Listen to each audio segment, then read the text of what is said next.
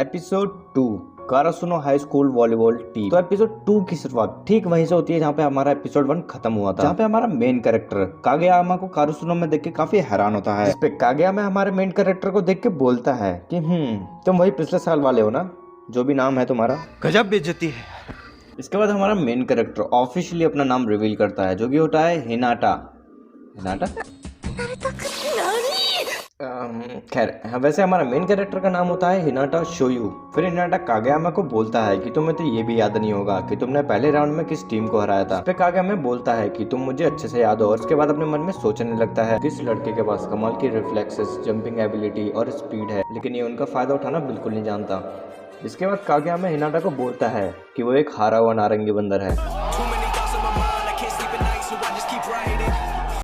जिसपे हिनाटा बोलता है कि मेरा मजाक मत उड़ाओ, मुझे पता है कि मैं पिछली बार बुरी तरह हारा था, इसलिए यहाँ मैं प्रैक्टिस करने आया हूँ, और अगर हम एक ही टीम में होंगे तो मैं तुम्हें कैसे हराऊंगा। यहाँ पर और भी बहुत अच्छे स्कूल हैं, तो तुम उनमें से किसी एक में क्यों नहीं गए। इस पे कागेयामा बोलता है कि मैंने सबसे अच्छे स्कूल में अप्लाई किया था, लेकिन मेरा नहीं हुआ। इस पे हिना कहता है लेकिन तुम किंग ऑफ द कोर्ट थे ना। लेकिन इसी बात से कागेयामा थोड़ा गुस्सा हो जाता है और उसको बोलता है कि मुझे इस नाम से मत बुलाओ।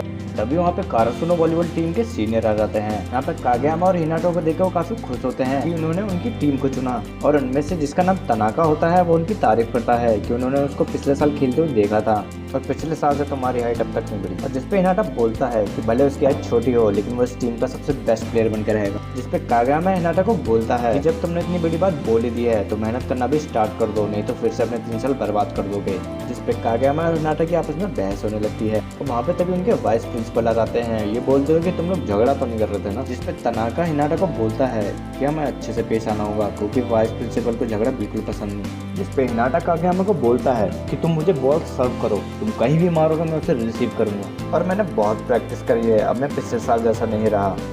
इस पे कागेयामा बोलता है कि मैं भी अब वो नहीं जो पिछले साल था। और उसके बाद दोनों मैच के लिए तैयार हो जाते हैं, जहाँ पे हिनाटा अपने आप को काफी मोटिवेट करता है कि उसने पिछले साल बहुत मेहनत करी है।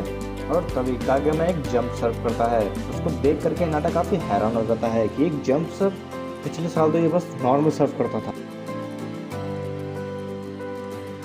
और कागेयामा के इस सर्व को देख करके उनके सीनियर भी काफी हैरान हो जाते हैं। जिसपे तनाका बोलता है कि पता नहीं कि मैं भी ये रिसीव कर पाता कि नहीं। कागेयामा हिनाटा को ताना मारते हुए बोलता है कि वो पिछले साल से अलग था। जिसपे हिनाटा तुरंत खड़े होकर बोलता है एक और। जिसपे दाइची उनको बोलता है कि अब बस भी करो। जिसपे उनका वाइस प्रिंसिपल बोलता है अपने कैप्टन के ऑर्डर्स ना मानना काफी बड़ी प्रॉब्लम है। और इसके तुरंत बाद कागेयामा एक और जंपिंग सर्व करता है,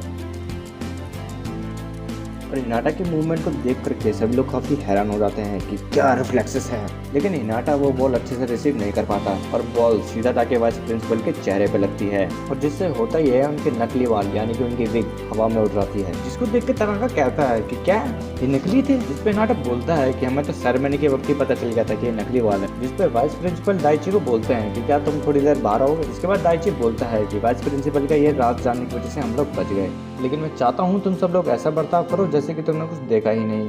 लेकिन उसके बाद दाइची हिनाटा और कागेयामा को बोलता है कि मुझे नहीं पता कि कारासुनो में तुम्हारे आने की क्या वजह थी। कारासुनो की कुछ साल पहले की टीम बड़े बड़ों को टक्कर देती थी, यहाँ तक कि वो लोग एक बार नेशनल तक भी गए हैं, लेकिन अब यहाँ सिर्फ हम 8 ही बचे हैं। ना तो हम ताकतवर हैं और ना ही कमजोर। दूसरे स्कूल हमें लूजर्स चैंप्स बुलाते हैं, और हम वहाँ एक और बार जा रहे हैं। जिसपे कागेयामा बोलता है कि ऐसे तो बहुत से स्कूल हैं जिन्हें नेशनल में जाना है, लेकिन इसका मतलब ये नहीं कि वो चले ही जाएंगे। जिसपे दाइची बोलता है लेकिन मैं सीरियस हूँ, अगर हमें वहाँ जाना है तो हमें 7 काम करना होगा। उसके बाद दाइची बोलता है कि जूनियर हाई में भले ही तुम एक दूसरे के अपोनेंट थे, लेकिन मैं चाहता हूँ कि तुम अपना दिमाग खोल के एक बार ध्यान से सुन लो कि अब हम एक ही टीम में हैं, और मुझे फर्क नहीं पड़ता कि तुम कितने अच्छे हो या खेलने के लिए कितनी मेहनत कर रहे हो। जो कोई भी अपने छोटे से झगड़े के लिए इस टीम के लिए मुसीबत बनेगा उसे निकाल दिया जाएगा। और ये कह के वो कागेयामा और हिनाटा को बाहर निकाल देता है, और वो उन्हें प्रैक्टिस में हिस्सा भी नहीं लेने देगा जब तक वो टीम वर्क का मतलब नहीं समझ जाते। और काफी देर तक बाहर खड़े रहने के बाद कागेयामा डिसाइड करता है कि वो लोग उन्हें 2 वर्सेस 2 मैच के लिए चैलेंज करेंगे। अगर हम जीते तो उन्हें हमें ज्वाइन करने देना होगा, और अगर हम 7 काम करेंगे तो हम टीममेट या वैसे ही खुश देखेंगे। जिसपे हिनाटा थोड़ा हैरान हो जाता है कि क्या अपने सीनियर्स के खिलाफ, अगर हम हार गए तो। जिसपे कागेयामा बोलता है हम नहीं हारेंगे। जिसके बाद कागेयामा हिनाटा से बोलता है कि मैं चाहता हूँ कि तुम अपना पूरा दम लगाओ, मुझे निराश मत करना। जिस पे हिनाटा बोलता है कि अगर मुझे फिर से वॉलीबॉल खेलने को मिलेगा तो मैं तुम्हारे साथ खेलने के लिए भी तैयार हूँ। नेक्स्ट सीन में हमें तनाका दिखाया जाता है जो कि बोल रहा होता है कि तुम्हें क्या लगता है कि वो लोग टीम ज्वाइन करने के लिए हमें एक मैच के लिए चैलेंज करेंगे। तो उसके तुरंत बाद ही हिनाटा और कागेयामा बोलते हैं कि हम आपको चैलेंज करते हैं। और ये बात सुनते ही तनाका साइड में खड़े होकर हंसने लगता है। उसके बाद हिनाटा और कागेयामा बोलते हैं कि अगर हम जीते तो आपको हमें ज्वाइन करने देना होगा। जिसके तुरंत बाद दाइची बोलता है कि अगर तुम हार गए तो। जिस पे कागेयामा बोलता है कि आप जो चाहे वो हमें सजा दे सकते हैं। जिस पे दाइची बोलता है कि 2 और फर्स्ट ईयर स्टूडेंट आ रहे हैं जिनके खिलाफ तुम 3 वर्सेस 3 मैच खेलोगे। और दाइची तनाका से बोलता है कि मैं चाहता हूँ तुम इनकी तरफ से खेलो। और ये बात सुनते ही तनाका बोलता है कि मेरे को उनके झगड़ों में मत डालो। जिस पे दाइची बोलता है कि कितनी बुरी बात है, मुझे लगा सिर्फ तुम ही इन बच्चों को संभाल सकते हो। और ये बात सुनते ही तनाका बोलता है कि अगर तुम इतना कह ही रहे हो तो मैं जाऊंगा। फिर दाइची कहता है कि ठीक है, अगर तुम हारे तो इस स्कूल में रहने तक कागेयामा सेटर नहीं रहेगा, क्योंकि सेटर घमंडी और बिना सोचे समझे काम करने वाला होगा तो टीम कभी नहीं जीतेगी। और मैं ये नहीं कह रहा कि मैं तुम्हें निकाल दूंगा, लेकिन मुझे पूरा यकीन है तुम बाकी की पोजीशन भी अच्छे से संभाल लोगे। और ये बात सुनते ही कागेयामा बोलता है कि मैं एक सेटर हूँ। दाइची बोलता है फिर तुम्हें जीतना होगा।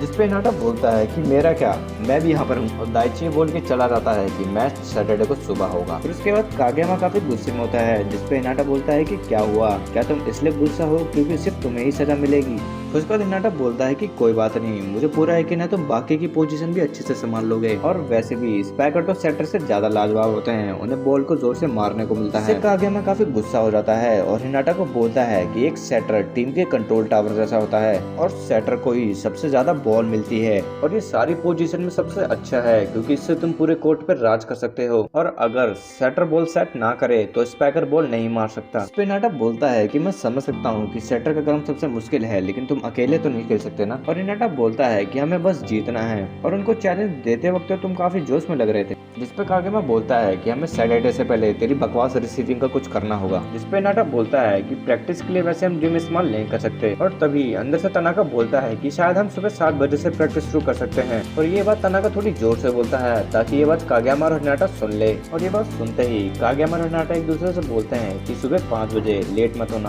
और वहाँ से चले जाते हैं। फिर हमें नेक्स्ट डे का सीन दिखाया जाता है जहाँ पे कागेयामा और हिनाटा खड़े होते हैं। और तभी वहाँ पे तनाका आ जाता है और उनको बोलता है कि 7 बजे से पहले निकल लेना। फिर हमें एक सीन दिखाया जाता है जहाँ पे दाइची और उसकी टीममेट आपस में बात कर रहे होते हैं, जहाँ पे दाइची बोलता है कि पिछले साल हिनाटा की टीम में कोई भी सेटर नहीं होता। और वहीं दूसरी तरफ कागेयामा को कोई ऐसा चाहिए जो कि उसकी सेट को ही बॉल को अच्छे से स्पाइक कर पाए। हम लोगों ने साथ में लाना होगा। ऐसे तो उनमें कुछ कमियां हैं, लेकिन अगर वो दोनों साथ आ जाएं तो कारासुनो एक ताकतवर टीम बन जाएगी। फिर हमें प्रेजेंट सीन दिखाया जाता है जहाँ पे तनाका हिनाटा और कागेयामा को देख के बोलता है इतनी आसानी से तो ये दोनों साथ काम नहीं करने वाले। पर इसी के साथ हमारा एपिसोड 2 यहीं पे खत्म हो जाता है। Thank you so much for watching, bye.